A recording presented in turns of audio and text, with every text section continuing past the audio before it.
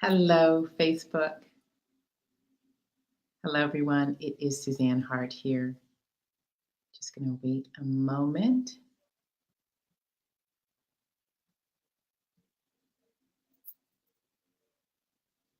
See who jumped on.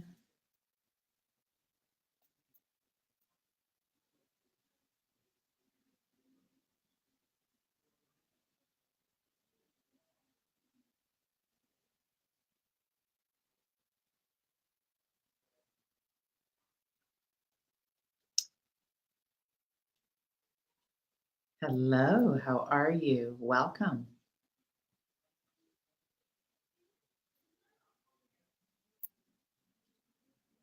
It is Suzanne Hart here. You are here for the Fit, Fab, and Fulfill Mindset Mastery session. So definitely just going to wait a moment and allow people to jump on, get settled. I already see some viewers beginning to join.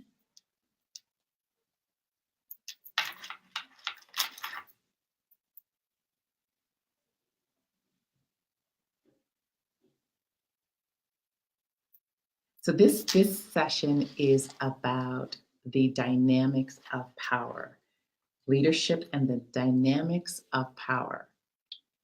My belief is if you understand power, oh my goodness, right? So hi Taria, hi Cindy, how are you? Welcome. I know we have a few viewers joining us. So while we're waiting for people to join, tell me what power means to you. So, as you come on, we are talking about leadership and the dynamics of power. I'm actually here at Net Twin Place. This is my home away from home, my office away from home. One of those locations I go to when I'm in Toronto and need a space to work, produce, make phone calls. I do hang out at Net Twin Place in the East End. It is an awesome location. So, giving a shout out to Kula, Arun, and the crew here. And thank you very much for your continued hospitality and support. So let's get this live started. And again, my name is Suzanne Hart. And hi, hello, how are you? My name is Suzanne Hart, and I'm in Toronto this week. Who knows where I'll be next week? And this week, we're talking about power, simple power, and really wanting to know if people know exactly what it is and how it impacts your leadership, your influence, your relationships, and even your sense of what you're capable of. So, as we get started, if you feel free to share, right? Share this Facebook Live with anyone you believe will this could impact. And I'll say to you, the power is such an interesting thing. And I'll share a few stories of how I came to really understand the dynamics of power in my career and how it has impacted, and really understanding how to differentiate between the different types of power that exist out there, and also the difference between power and force. So, if you know of someone who you think this information might truly benefit, definitely share it to their page, share it to them in Messenger, share it to a group that you think this may affect. This is, I believe, one of the most important conversations in leadership is the understanding of this one key thing. So, I am going to get this talk started. So before I do, if you're here, what I'd love you to do is to share in a few words, when you hear the word power, what does it mean for you? Is it positive, negative? Is it a good thing? How do you define it? Let's see what people put in the comment section. What does it mean? Who's out there? I'm going to look to see what I can read. What does power mean to you? What is it?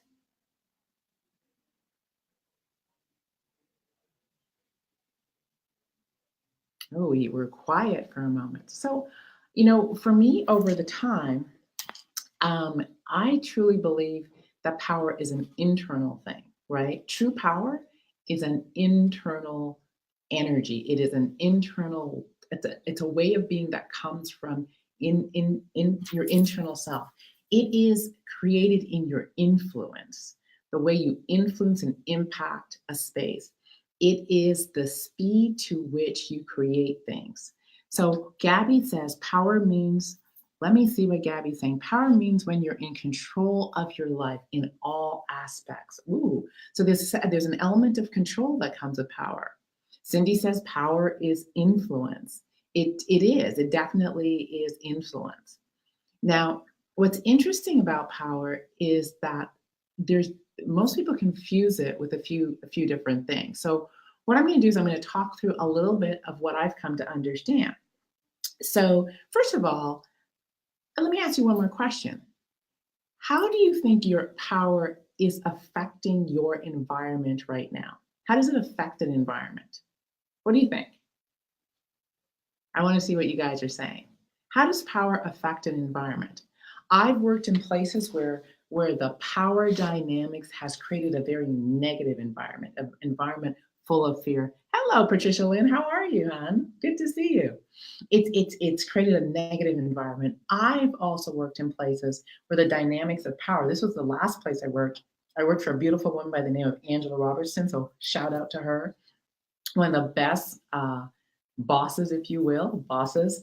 And I put that in quotations because she didn't act like a boss. She was a true leader that shared power. She was committed to creating leaders.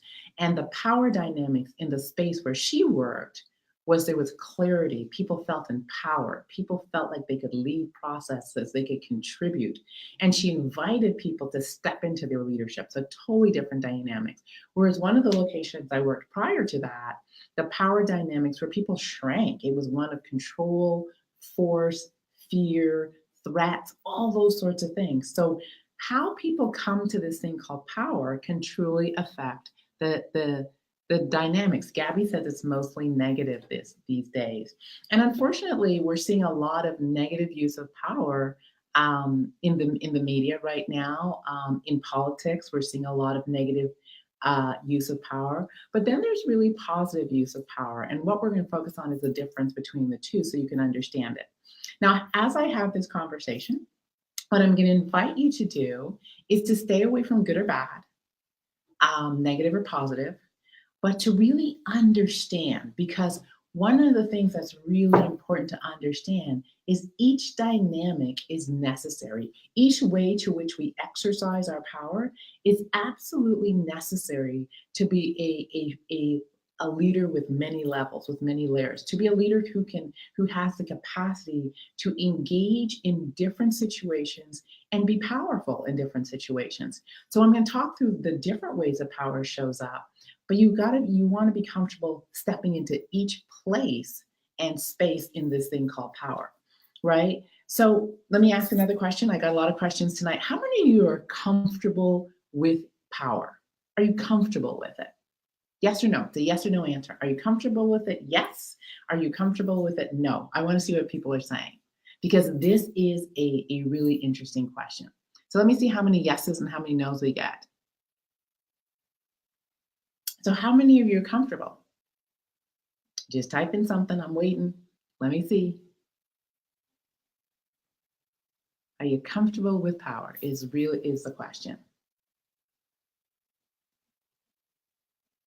Oh, Cindy says yes. Awesome.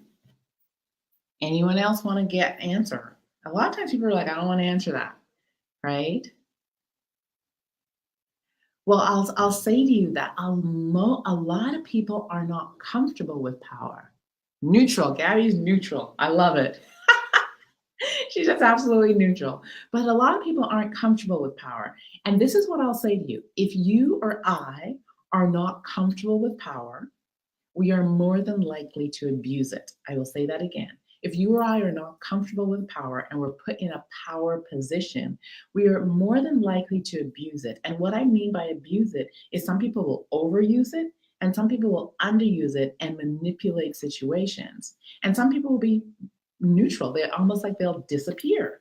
And none of those ways are good, because this dynamic, why it's called a dynamic, is because it's really important to be able to dance in this thing called power and use it in different ways. I'm not a fan of the word power. Many people aren't, Patty, but I'm going to invite you to embrace it. And I'm hoping by the end of tonight, you will be walking around going, I'm powerful, because you are. I know you. You are a powerful woman. And you are a powerful woman in the most beautiful way because you don't abuse your power. So power is a great thing. And what we really want to understand is each and every one of us my goal is that you leave this call truly understanding how powerful you are and how you can increase this sense of power and use it in the most effective way where you can model, inspire, contribute, and do it in a wonderful way. So I got some notes tonight because I really want to cover everything that's here. So let's talk about positional power. And this is the power that most people know about, talk about. And this is probably where Patty's saying, I'm not a fan of power. And positional power is external. And I really want you guys to get this. It's external. That means it comes from outside of you. It's given to you. And some people think they earn it, but it's kind of given to you. Right? And I'm going to make the distinction between earned power and power that's given. So positional power is external, and it comes with title, position, rank, name. It comes with sometimes wealth. It's something that's outside of you in terms of if that thing that gave you the power is taken away, oftentimes so does your sense of being powerful. So I like to call it as power over. Now, how many of you have worked for someone or been in dynamics where someone has power and they use their power over someone? External power, positional power, is often used to exclude. It is often used to marginalize people. It is often used to force a situation. It can bring about fear. It can bring around coercion. It can bring around different things. Now, remember, I'm saying this is not about right or wrong. I just want you to understand what it is, and it's not about good or bad, but it's how we use it. Now, so positional power is it's external, right? It's title. So. Yes, Cynthia's like, yes, I have, right? So this is the thing. So I'll give you an example. I once worked for a person, an individual, who had the power, the highest power in the highest position in an organization, right? And what was really interesting was the way this person ruled, and I'm using the word intentionally, the way they ruled, the way they walked through the space was very much title driven. And they would use their title to force people to do things, to have people do things from a place of fear, from a place of threats, from a place of what they might lose if they didn't do these things. This person would remind people that they were the boss and they could pay them or not pay them. And so the dynamics in that workspace was one of fear, one of anger, one of frustration, one of people feeling small, one of people feeling disrespected, one of people feeling marginalized, one of people not feeling like they had a voice, right? And the thing that was really interesting was the moment that person's title was removed, they had no power, right? So the reason I say that positional power is external is because it can be taken from you. Taken. Just like, you no longer have that title, you no longer have that position, and therefore you don't have that power, right? Now, positional power is effective in leadership and it's effective in group dynamics because sometimes you are required to use the power of your position because sometimes there's decisions that have to be made as a leader and input may not be required and it may be a hard decision, but now you have the responsibility of making a decision based on title or position. And it's really being comfortable with that. Now, this is the thing I want you to take away. Positional power, external power, in my opinion, should be the last form of power we choose to use. It is the last resort. It is, when sometimes you have negotiated, you've had input, you've done stuff, and someone's just not moving or cooperating, then you might choose to exercise the power that comes with title or position. Sometimes, I know when I had a position and I got information from the powers of be, my bosses, and there was no input necessary. I didn't have the power to give my team input. I would just have to relay a message and say, this is the decision. And therefore, I'm delivering a message based on my title, and people didn't really have input. That's positional power. And I'm enforcing what I'm told to enforce. It's positional power. Is this making sense to everyone? Right? So that's kind of how that works. So external power and positional power is very situational because it can be very much removed. So the next power is I like to call it power under. And I'm saving the best one for last. And there's probably many places and more dynamic, but I want to cover three. So under power is the power that comes often with a position, a title, or just in being in a place and space where you have a responsibility, you have influence possibly, but you choose not to use the power that comes with that position or the power that comes with the place and space that you're in. So how many of you know people who they're in a position to make a decision and they just don't?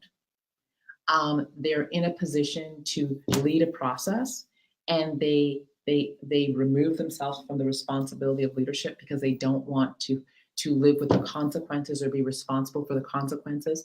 How many of you know people whose decision making shifts and change depending on who's in the room, who they want to be liked, where it's easier to land, right? It might be easier to say yes today and easier to say no. They kind of blow in the wind.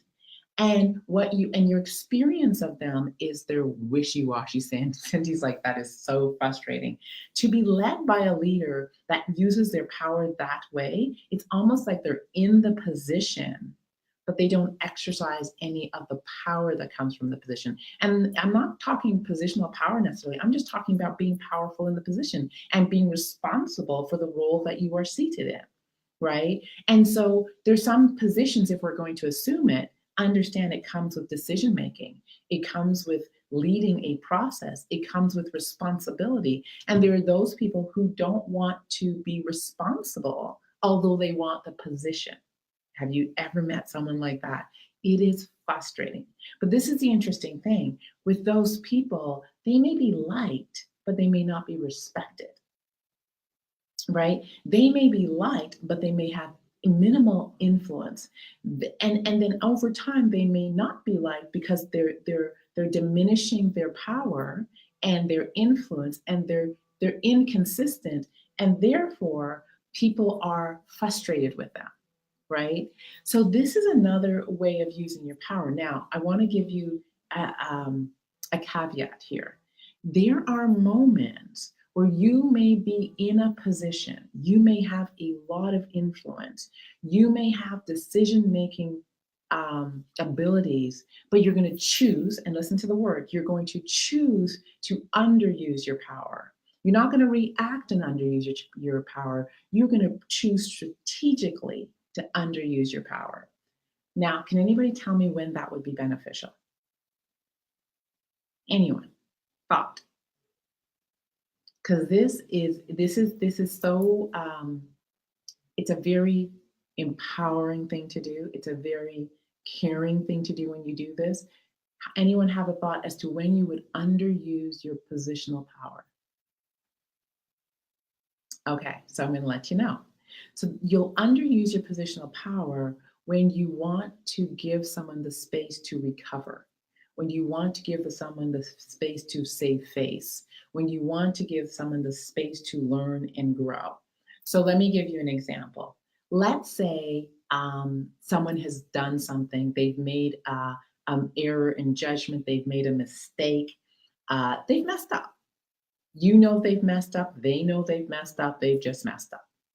Now, exercising your power could be to let them know they're messed up, ream them out for messing up, tell them all the ways that they're messed up. And the reality is, although that is maybe your right and your responsibility, it's not going to benefit the person, because all it's going to do is it might just leave them feeling bad.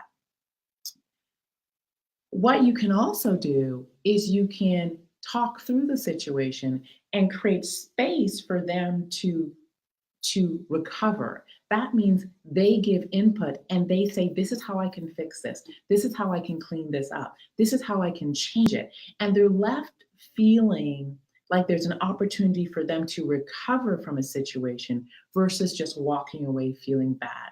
There's an opportunity for them to learn from a situation versus them feeling bad.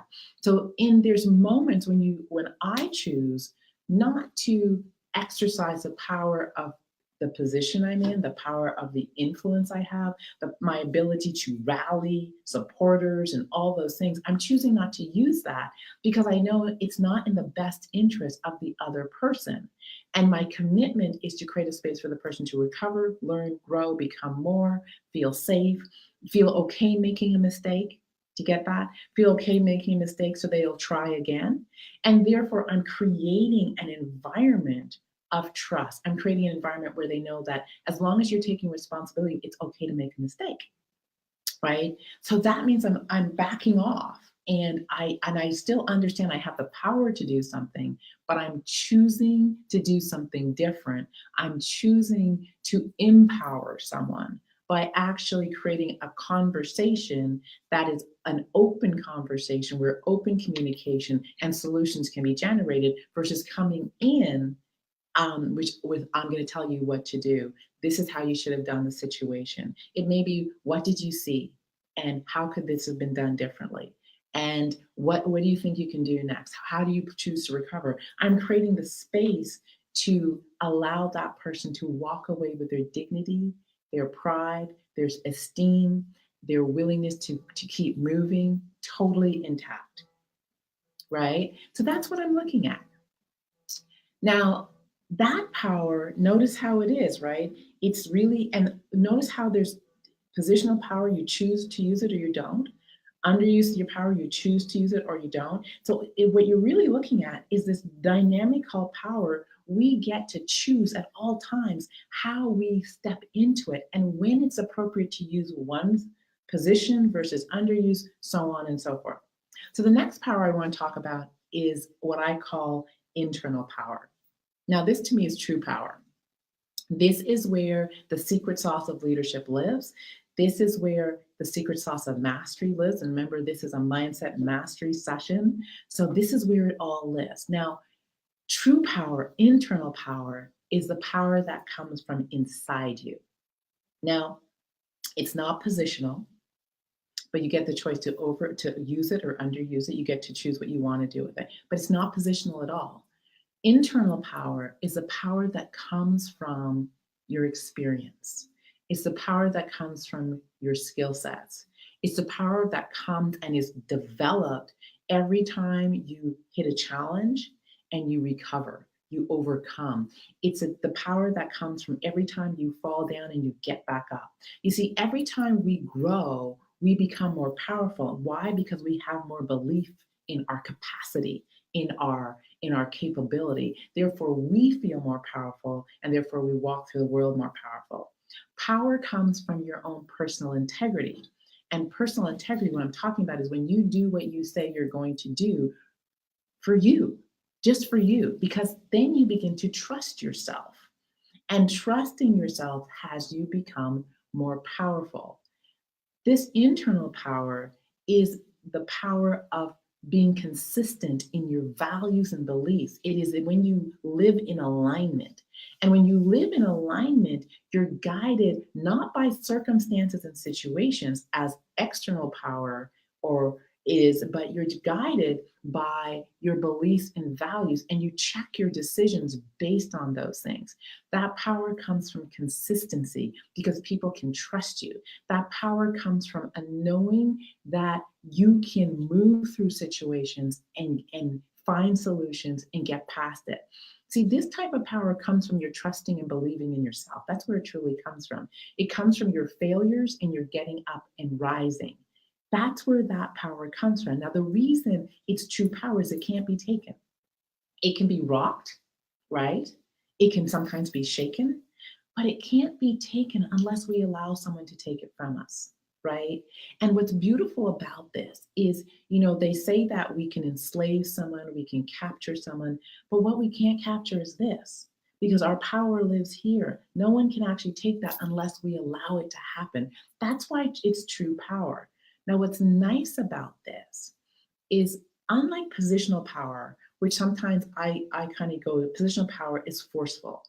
Internal power is influential. It is inspirational. It is your magnetism. It is born in your confidence. It is energetic. It is ease, right? So people feel it on you rather than you force it on them. It is like you don't touch anybody but the way you move through the world, it's magnetic. That's what internal power is like, right? And people want to follow you because of the example you set. So I want you to think of people that you admire, people that you want to follow, people that you think are powerful. And yes, they are successful. However, oftentimes the people we see as truly powerful, it's not the success alone that makes them powerful. It is how they are in the world, right? It is how they show up. It's their consistency, it's their commitments, it's their values, it's their honesty, it's their willingness to accept when they're wrong, it's their willingness to share power because they have that level of confidence. It comes from within them and they know how powerful they are. So I'm going to ask the question again. How many of you like power from this perspective, right? How many of you see power as a different thing? How many of you see yourself as your desire is to increase your power, to increase how powerful you feel? Because it's not power over, it's power within. And when you have power within, people feel it on you, right? Totally, totally different. And when you have power within, a lot of circumstances don't bother you because you're not threatened by other people's power. You're not threatened by other people's positions because you know that you have come through, grown through, been through too much, can continue to grow, evolve into more, that you walk from a different place. That's internal power, right? And what it is it's leading by example. Now, let me put the connection between mastery, mindset mastery, leadership, and internal power. I truly believe that my internal power, your internal power, comes from your ability to master your mind, your thinking. It comes from your ability to master your emotions. So to make powerful choices in the face of all the circumstances that life throws at you and the emotions that come up. I believe that your internal power comes from the mastery of your communication, your language, when you intentionally choose what you put into the world, what you speak into the world, and you understand what your speaking truly means, right? It is your mastery of your energy, your tone, your way of being. It is your personal mastery. It is your health and well-being. It is your wellness. It's your ability to manage your stress levels. All those things, when you're able to master them, the culmination of that creates power, right? So let me see what comments we're getting. Oh, Taria says, what you shared is so true about internal power. Truth to power, my friend. I hear you. Internal power truly is influence. Always. It to be consistent in your values and beliefs is so extraordinary. So, I want to talk to you a little bit just to close out about the people in my life that have been the most powerful. And I talked about Angela Robertson, who was the last boss I had, the last person I was employed by. Oh my gosh, 14, 15 years ago. Hey, Lisa. Thank you. Thank you. She says brilliant. That's my girl. Lisa, it's so good to see you, hon. Angela Robertson was this, when I met her, I thought this woman is so powerful. She is so brilliant. She's so charismatic. She is sharp. I was like in awe of this woman, a sister, and just blew my mind. What I loved about working for her was that she created a space for me to learn, grow, and become a lot of what you see today, right? She allowed me to test out things, try, fail. And as long as I was honest and willing to learn, she was cool. As long as I did what I said I was going to do, she was cool. So she had expectations of me, but she treated me like an equal. She treated me like a leader. And why this is so powerful is because she had positional power, right? She had positional power. She was the boss. Yet she treated me like an equal human being, like an equal in power, like an equal in knowledge, like an equal in skills. We bantered back and forth. I could go to her in frustration and talk through things. I could go to her and celebrate. I could go to her and just talk through things. When I made mistakes, and trust me, I did, she would create the space for me to recover. So, in other words, she wouldn't make me feel small. She wouldn't make me feel um, diminished. She would hold me accountable, but then create a space for me to shift, change, learn, grow, become more. That's why I have the utmost respect for that woman. Another one is Joy LaPage. Joy LaPage was one of my supervisors. Whoa, way back when I first got into my career in social services and family counseling. She was tough as nails. Joy was tough. Anybody who's supervised by Joy, if anyone who's listening or hears that video, Joy was tough, but she was fair. She was consistent. She never used positional power unless she absolutely had to, but she demanded a high level of performance from all of us. She and and she created space for us to learn and grow. Now I was young, and I would come to her with the craziest ideas because that was me. I'm accustomed to pushing the boundaries. So I would push the boundaries, and I would come to her with the craziest ideas. And she would look at me and she'd say, Suzanne, really? And I'd be, yeah, and I'd have my reason. And she'd say, explain it to me. And if my argument was sound, she'd say, go with it, run with it, I'll back you on it, but you're going to be accountable for whatever happens. Totally cool. And so again, she allowed me to use my own power, and to grow it and to trust myself.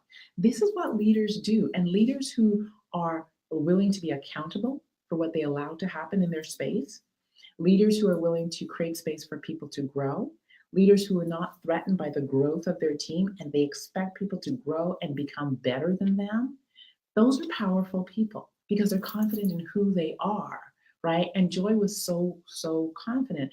And I think a lot of the stuff I talked to you about today is actually because of these two women and the mentorship and the opportunity to talk through things and understand things and try things out, fall, brush myself up, get up, take responsibility, and keep moving.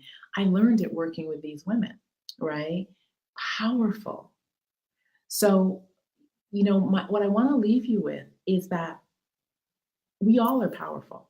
We all are powerful. Most people aren't willing to risk trusting their own power, because to trust your own power is to put you into the world in the most transparent way. It's to put your ideas into work to the world. It is to risk being big, bold, and big enough to fall and get back up. It's to be publicly mess up. It is to publicly win. It is to publicly grow. It is to create space for collaboration and treat people as equals. It is to not be threatened by the sister, the brother, the person who's better than you. It is not to compete to win over someone. It is to healthy competition where you challenge each other to grow. To have power in the real sense is to celebrate not only yourself, but create the space to celebrate another person. To have power is to understand that the universe, the world is abundant. There's room for me to grow. There's room for you to grow. There's room for me to win. There's room for you to win. There's room for me to grow into the most powerful person I'm capable of being. And that will never diminish someone else's power. Right? That's what it really is. And when we live in that place, we surround ourselves with leaders. We surround ourselves with people who demand that we grow. We surround ourselves with people who call out the best in us. They demand that we become more powerful, right? Now, notice I'm not talking more forceful, nor more abusive. I'm talking more powerful in terms of internally being and doing and creating more, expanding within, trusting what lives in you, trusting your own brilliance. That's truly what we're talking about when we talk about power. As you can tell, this is one of my favorite topics because it's a definer, right? It is a definer. And for women that are listening, this is a definer because you can be powerful and feminine. You can be powerful and graceful. You can be powerful and sexy. You can be powerful and all the things that are feminine and female. It's the one doesn't exclude the other. And I will say to you that sometimes the more powerful you are, the more attractive you are, truly, right? Because it's trust of self, it's a confidence in self, it's a belief in self. So, any other comments before we wrap? If you saw value, let me know. So this is the thing. I'm going to be here every Thursday, right? 7 p.m. Sometimes I have a guest. So next week I'm going to have my sister Taria on. We are going to talk about vision. Oh my goodness, we're going to talk about vision. And we're going to talk about vision in the context a little bit of social media and casting a vision and why vision is so important. You don't want to miss this, but we're going to be here every Thursday. So if you want to be plugged in, make sure you put challenge in the comments. That way we'll be able to alert you to what is going on, when we're going to be live, any special promotions, gifts, giveaways that we have, anything that's happening in the group. Thank you, Lisa. So put challenge in the comments section and we'll get you in the loop. We're creating just little gifts that we can give to anyone who is part of the Fit Fab crew and to support you in your business, to give you just something to say thank you for being part of our community. We're committed to helping each and every person that walks with us improve their mastery, improve their mindset, improve their communication, improve their influence, improve how they manage themselves in the face of life's circumstances. My ultimate commitment is that you and I get out of our own way when life comes down our street. We don't react to life circumstances, but we powerfully choose and respond in ways that keeps us moving towards our goals, our hopes, our desires, our dreams. That's what we're committed to. And so the conversations that I'm going to be bringing you and the conversations that my guests are going to be bringing you is in alignment with that. I am out right now finding collaborators, people to come and speak, to pour into anyone that's just following us, because we're living in a time where our own personal leadership is so key. Our own ability to distinguish ourselves from the pack. Last week we had Kai talking about innovation, Mr. Kai Husbands. He did a beautiful job. It was a great conversation. So if you missed it, you want to catch that replay. He talked about innovation and separating yourself from the pack, right? Innovation, it comes from mastery. It comes from trusting your ideas. It comes from your creativity, which is creation. One of the number one mindset mastery principles, creation. So it comes from that. So we're going to be bringing you guests that highlight these things and how you can do so. So put challenge in the comments section so that we can keep you in the loop. And also, if you want to be following us, we have a 6 a.m. workout crew. Oh my, we are having so much fun because physical fitness, wellness, and health mastery is one of the things that we're committed to. Managing that brand and how it shows up before we ever open our mouth. That's what we're doing. So if you want to be a part of that, we can let you know how that happens. But challenge in the comment section. All right, let me see if there's anything that I haven't looked at. Oh my goodness, thank you guys for your comments. I'm going to go back and respond to everyone's and add to it. So I will be back here next week, Thursday, 7 p.m. Eastern Standard Times. Thank you, Netwin, for always being so hospitable and allowing me to sneak in and grab an office space and just do what I do. This is one of my favorite locations in Toronto. This is where I do a lot of my events. And if you haven't been to Netwin, it's in the East End, Netwin Place. Check it out. Go call Kula, call Arun, and let them know, you want to come check it out. Please do. All right, everyone, have a fantastic week. Put your comments in the comment section. Put any questions you want. I'd be happy to answer them, and I will see you back here next week. Take care. Bye-bye.